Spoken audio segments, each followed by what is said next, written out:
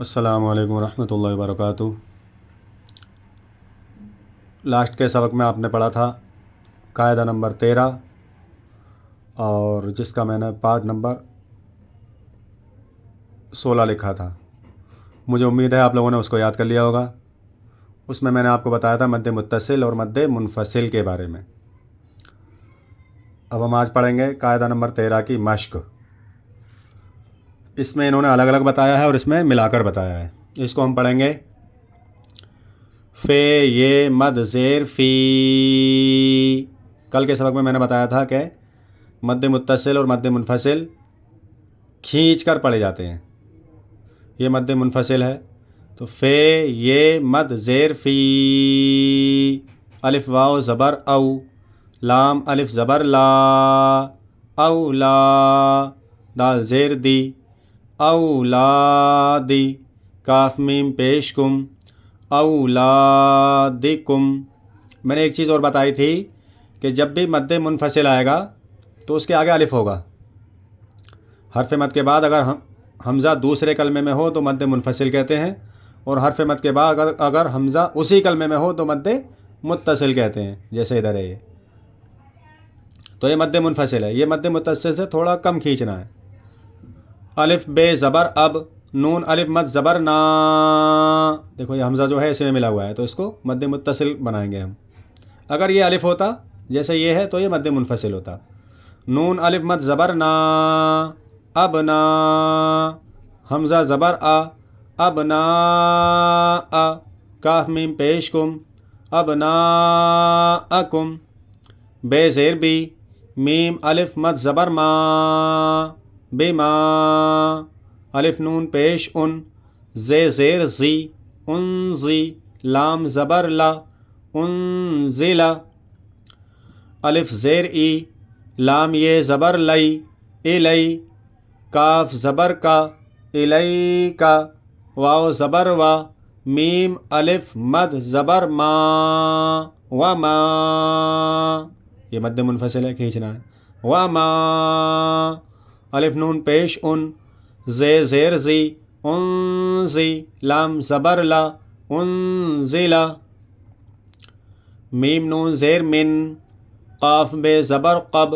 لام زیر لی، قبلی، کاف زبر کا، قبلی کا، من قبلی کا، یہ کھڑا زبر یا، بے زبر با، یا با، بے نہیں کھینچے گا، کیوں کہ زبر زیر پیش کھینچنے میں نہیں آتے ہیں۔ کھڑا زبر کھڑی زیر اور الٹا پیش کھینچا جاتا ہے، تو یہ پر کھڑا زبر ہے، یہ کھینچنا ہے، بے پر خالی زبر ہے تو اس کو ہم نہیں کھینچیں گے۔ یہ کھڑا زبر یا، بے زبر با، یا با، نون یہ مد زیر نی، یا بنی، الف سین زیر اس، رے الف مد زبر را، اسرا، حمزہ یہ زیر ای، اسرائی، لام زبر لا، اسرائیلا، ہے مد کھڑا زبر ہا، حمزہ پیش او۔ بتایا تھا میں نے پہلے کہ خالی حرف صرف دیکھنے میں آتے ہیں، پڑھنے میں نہیں آتے۔ خالی حرف یعنی کہ خالی اکشر جو بھی ہوں گے وہ صرف دیکھنے میں آئیں گے، پڑھنے میں نہیں آئیں گے۔ البتہ کیول وہ خالی الف پڑھا جائے گا جس الف سے پہلے ایک زبر ہو، جیسے یہ خالی الف ہے، اس سے پہلے زبر ہے تو یہ پڑھنا ہے۔ باقی کوئی بھی خالی حروف آئے گا تو اس کو ہم پڑھیں گے نہیں۔ اس میں واو جو ہے وہ خالی ہے تو اس کو پڑھنا نہیں ہے۔ ہے مد کھڑا زبر ہا، حمزہ پیش او، ہا او، لام الف مد زبر لا، ہا اولا، حمزہ زیر ای، ہا اولائی، فے زبر فا، جیم زبر جا، فجا، زے الف مد زبر زا، فجزا، حمزہ پیش او، اس میں بھی واو اور حمزہ ہے لیکن حمزہ کے اوپر ہے پیش، واو خالی ہے تو واو نہیں پڑھنا ہے۔ حمزہ پیش او، فجزا او، ہے الٹا پیش ہو، فجزا اوہو، الف زیر ای، لام مد کھڑا زبر لا، الا، اس میں یہ خالی ہے تو یہ ہم پڑھیں گے نہیں، کیونکہ خالی حرف صرف دیکھنے میں آتے ہیں، پڑھنے میں نہیں آتے۔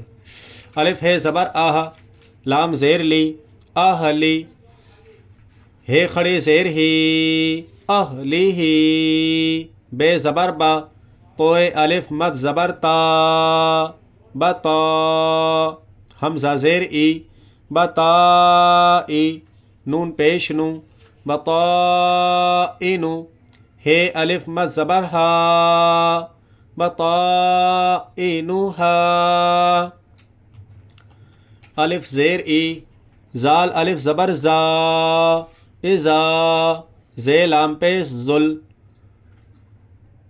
زے زیر زی، زل زی، لام زبر لا، زل زی لا، تے لام زیر تل، زل زی لا تل، ازا زل زی لا تل، الف رے زبر ار، ضاد پیش دو، اغدو، زے لام زیر زل، زے الف زبر زا، زل زا، لام زبر لا، ہے الف زبر ہا، لہا، دونوں ملائیں گے، زلزا لہا، واو زبر وا، الف خے زبر اخ، رے زبر وا، اخروا، جیم زبر جا، اخرجا۔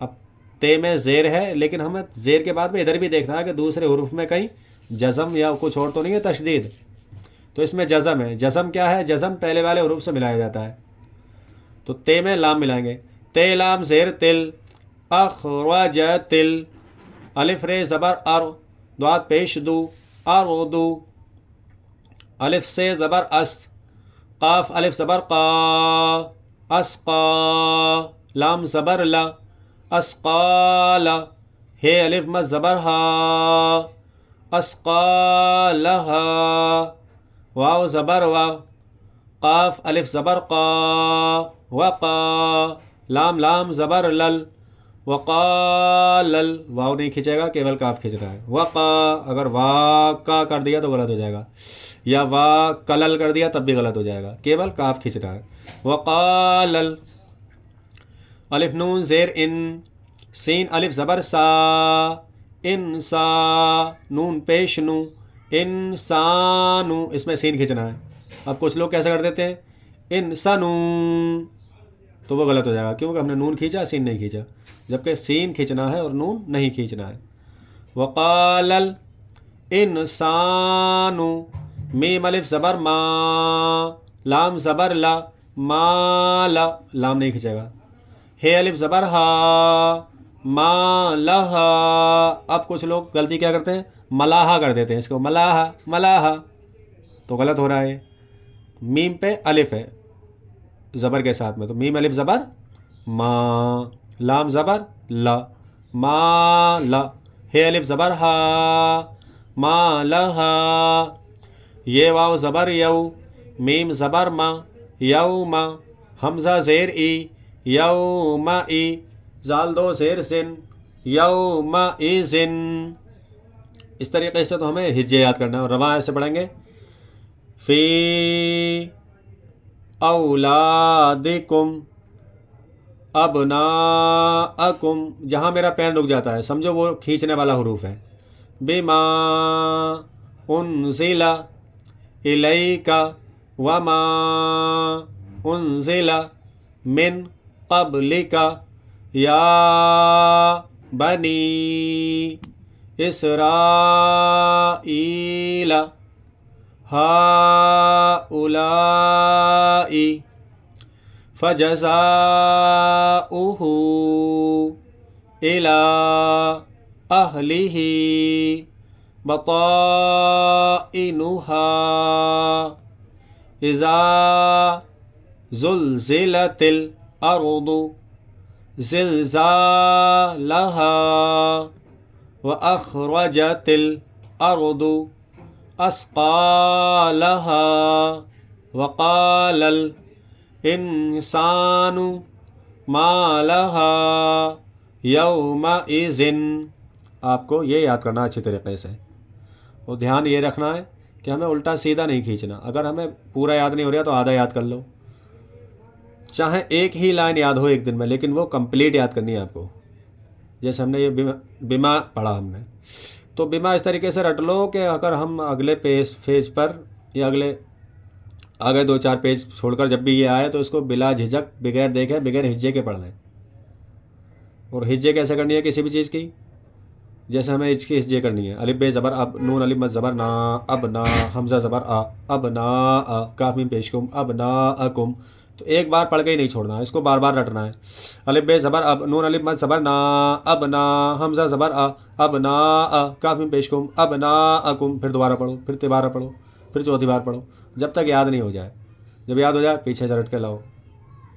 یاد ہو گیا, پھر اس کو یاد کریں گے. بے زربی میم الف مد زبر ما, بے ماں, بے زربی میم الف مد زبر ما, بے ماں, بے زربی میم الف مد زبر ما, بے ماں. یہ یاد ہو گیا, پھر یہاں سے لے کے آئیں گے.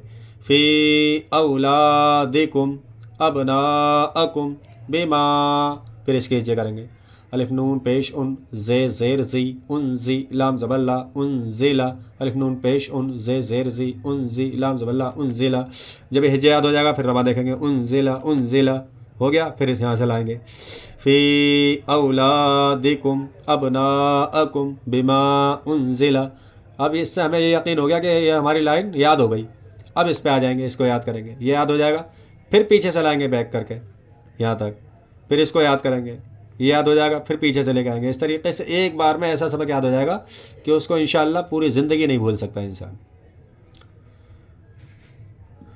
تو آپ کو یہ یاد کرنا اچھے طریقے سے. اور کل کو میں انشاءاللہ آپ کو سبق نمبر قاعدہ نمبر 14 پڑھاؤں گا, جس میں ہے تشدید کے بارے میں, کہ تشدید کو کیسے پڑھا جاتا ہے, تشدید کب آتی ہے, اور تشدید کو کتنی مرتبہ پڑھا جائے گا, میں کل آپ کو بتاؤں گا.